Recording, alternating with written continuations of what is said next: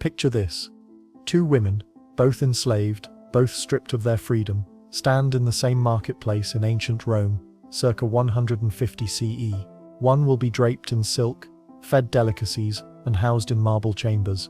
The other will carry water jugs until her spine curves, sleep on straw, and eat scraps. Both will suffer unimaginably, but in ways so different that they might as well exist in separate worlds. By the end of this video, you'll understand why the distinction between these two fates reveals one of history's most chilling truths about power, control, and human exploitation. But first, let me ask you something that will haunt you for the next 20 minutes. Which woman do you think suffered more? Keep that question in mind as we dive into one of history's darkest chapters. The year is 146 BCE. The Roman legions have just razed Carthage to the ground. Among the survivors being marched to the slave markets of Rome are two Carthaginian sisters, Astarte and Tanit. They don't know it yet, but their fates have already been decided by forces beyond their comprehension. Astarte, barely 16 with striking features and unblemished skin, catches the eye of a wealthy senator's procurator. Tanit, older and bearing the calluses of previous labor, is bundled with a group destined for household work. This moment captures the brutal calculus of ancient slavery, human beings sorted like livestock based on perceived utility. But what happened next would define not just their individual suffering, but illuminate a system of oppression so sophisticated in its cruelty that it would echo through millennia. The Roman Empire, at its height, held an estimated 6 to 10 million slaves, nearly 30% of the population in some regions. But here's what your history textbooks never told you. The empire had developed an intricate hierarchy of enslavement, each level designed to extract maximum value from human chattel while maintaining absolute control. At the apex of this pyramid sat the concubines, and at its base, the laborers. Let's follow Astarte first. She's purchased for 3,000 denarii, roughly equivalent to 8 years' wages for a Roman soldier, and taken to a villa overlooking the Bay of Naples. The marble floors are cool beneath her feet as she's led to chambers that seem luxurious beyond imagination. Silk cushions, bronze mirrors, and oils scented with frankincense from distant Arabia surround her. To an outside observer, this might seem like salvation. But luxury was just another form of chain. Astarte's body no longer belonged to her. It belonged to her master's pleasure and his lineage. She was bathed daily not for comfort, but to maintain her value. Fed rich foods not from kindness, but to keep her skin smooth and her figure pleasing. Educated in music and literature, not for enlightenment, but to become a more entertaining companion. Every aspect of her existence was calibrated to serve a single purpose, producing heirs or providing pleasure. The psychological torture was exquisite in its subtlety. She lived in comfort while being utterly powerless. She could influence her master's mood, perhaps even his decisions, but she could never influence her own fate. The silk that draped her body was both privilege and prison. Ancient sources tell us that many concubines went mad from this gilded captivity, their minds unable to reconcile the contradiction between their luxurious surroundings and their complete lack of agency. Now let's turn to Tanit. Purchased for merely 500 denarii, she finds herself in the service quarters of the same villa where her sister resides, though they're forbidden from acknowledging each other's existence. Tanit's day begins before dawn, hauling water from the well to fill the hypork system that keeps the villa warm. Her hands, once skilled in weaving the fine purple cloth that made Carthage famous, now scrub floors, tend fires, and prepare meals for people who see her as less than human. The physical brutality of labor slavery was immediate and unrelenting. Ancient Roman agricultural manuals, written with the cold precision of modern business handbooks, recommended specific caloric intakes for different types of slaves. Field workers received barely enough to maintain their strength. Household slaves got even less, since their work was considered easier. Tanit's daily ration consisted of rough bread, watered wine, and whatever scraps remained after the household had eaten. But here's where the story takes a darker turn. While Astarte faced psychological torment wrapped in silk, Tanit endured something arguably worse: complete invisibility. She was worked until her body broke, then replaced with another body. No investment was made in her comfort, her health, or her longevity. When she collapsed from exhaustion after carrying an amphora of wine up 3 flights of marble stairs, she was left where she fell. The death rates tell the story in numbers that should shock you. Concubine slaves in wealthy households lived an average of 25 to 30 years in captivity. Labor slaves rarely survived more than 15 years after their initial enslavement. The comfortable ones died slower. But the true horror lay not in the individual suffering, but in the systematic nature of this exploitation. The Roman legal system, praised by modern scholars for its sophistication, contained detailed provisions governing the treatment of different classes of slaves. The Digest of Justinian, compiled in the 6th century CE, reveals a legal framework that codified these distinctions with chilling precision. Concubine slaves who bore children to their masters occupied a strange legal limbo. Their children might be granted freedom, but the mothers remained property.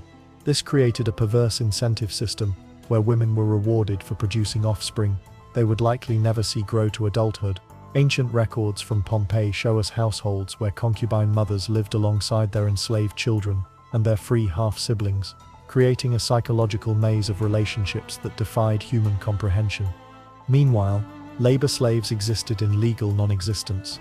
They could be killed, maimed, or sold at will. The only restriction was economic. Damaging someone else's property was a civil matter, not a criminal one.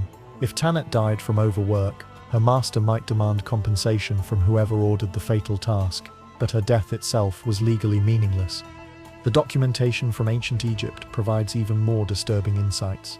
Papyrus records from wealthy households in Alexandria detail the daily lives of both types of enslaved women with bureaucratic thoroughness.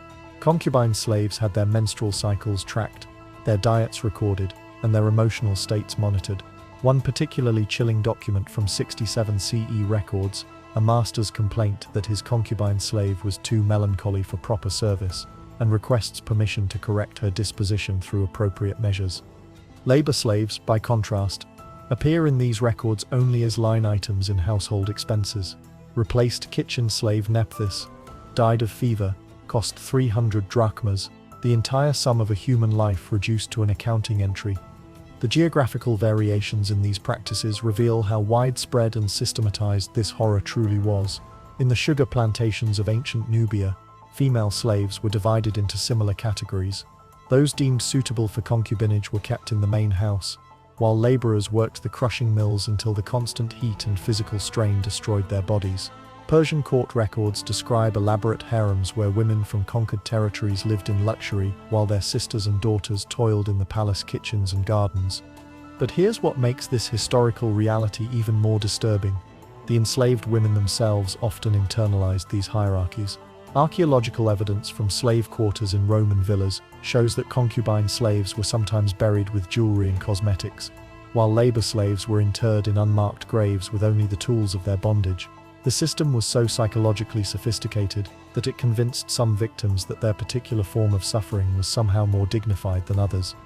The economics of this distinction were coldly rational. A concubine slave represented a long-term investment in genetic and sexual capital. Masters paid premium prices and provided premium care because the return on investment, whether through offspring or pleasure, justified the expense. Labor slaves were consumable resources, purchased cheaply and used until depletion, then replaced. Ancient Roman insurance documents, recently discovered in archaeological sites across the Mediterranean, reveal that concubine slaves were insured for values up to 10 times higher than labor slaves. The policies even specified different causes of death, with mental disturbance leading to self-harm being a common claim for concubine slaves, while exhaustion-related mortality dominated claims for laborers. The rebellion records provide another window into this hierarchy of suffering. When Spartacus led his famous uprising in 73 BCE, the rebel army included both types of enslaved women, but their motivations and methods differed dramatically.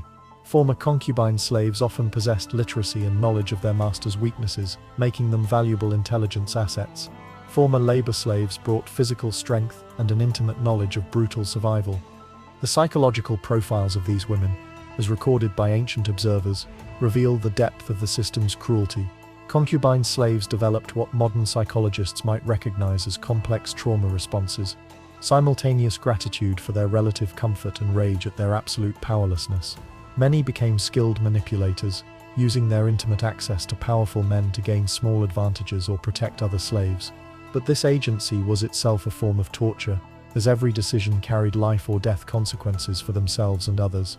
Labor slaves, conversely, often developed what sources describe as stone hearts, a complete emotional shutdown that allowed them to endure unspeakable physical hardships. Ancient medical texts describe a condition they called slave numbness, where laborers became unable to feel physical pain, a psychological adaptation that probably saved their sanity while hastening their physical death. The intergenerational trauma was perhaps the cruelest element of all. Children born to concubine slaves grew up seeing their mothers live in comfort while being utterly powerless to protect them. The sons might eventually gain freedom, but the daughters often inherited their mother's fate. Children of labor slaves simply disappeared into the system, their existence barely acknowledged in any historical record.